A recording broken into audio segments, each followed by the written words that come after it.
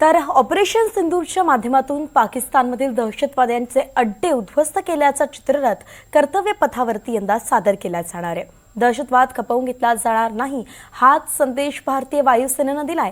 यात Rafale, Sukhoi, आकाश मिसाईलनं दहशतवादी अड्ड्यांवरती प्रहार केला होता। या संदर्भात आढावा घेतलाय आमचे प्रतिनिधी रामराजे शिंदेंनी।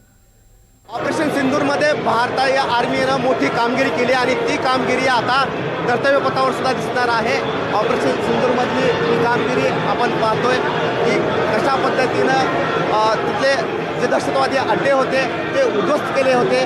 तर त्या संदर्भाचा हा जो चित्ररथ आहे तो प्रजासत्ताक दिना दिवशी कर्तव्य पथावर आपल्याला दिसणार आहे।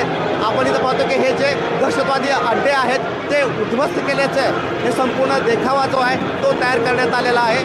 आणि त्याचबरोबर राफेल मिसाईल आहे, आकाश आहे आणि सुखोई आहे आणि त्याचबरोबर की जो आपल्या भारतीय सैन्याने ज्या पद्धतीनं ऑपरेशन सिंदूरला यश मिळवलेलं आहे तर ते दाखवण्यात आलेलं आहे। समोर इथे जे आहे ते बॉर्डर दाखवण्यात आलेले आहे आणि आपण इथं पाहतो की ही कुंपण आहे बॉर्डर की जिथं भारत आणि पाकिस्तान असं हे बॉर्डर करण्यात आलेलं आहे। एका बाजूला भारताचे संपूर्ण सैन्य दिसते, आर्मी दिसते, त्याचबरोबर एअरफोर्स दिसते, राफेल आहे, आकाश आहे, सुखोई आहे आणि दुसऱ्या बाजूला पाकिस्तानच्या भागामध्ये दहशतवादाचे हे अड्डे आहेत की जे उद्ध्वस्त करण्यात आलेले आहेत आणि ते इथे दाखवलेले आहेत।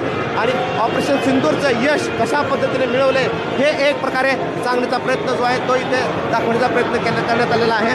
आणि आपण हा पाहतोय की यावेळेस कर्तव्य पथावरचं हे विशेष असं आकर्षण असणार आहे ऑपरेशन सिंदूर। आणि त्याचबरोबर ऑपरेशन सिंदूरमध्ये ज्या एअरक्राफ्टनं मारा केला होता, मग ते राफेल असेल, त्याचबरोबर जे मिसाईल आहे, आकाश मिसाईल आहे आणि त्याचबरोबर ब्रह्मोस आहे, या सगळ्याचा वापर जो आहे तो करण्यात आला होता आणि तेच आता कर्तव्य पथावर यावेळेस दाखवलं जाणार आहे। एक प्रकारे भारताची ताकद आणि दहशतवाद खपवून घेणार नाही हा संदेश जो आहे तो ऑपरेशन सिंदूरमधून देण्यात आला होता आणि तोच संदेश आता कर्तव्य पथावरून पुन्हा एकदा देण्यात येणार आहे। Cameraman Satyam sir, Ramraj Shinde, NDTV।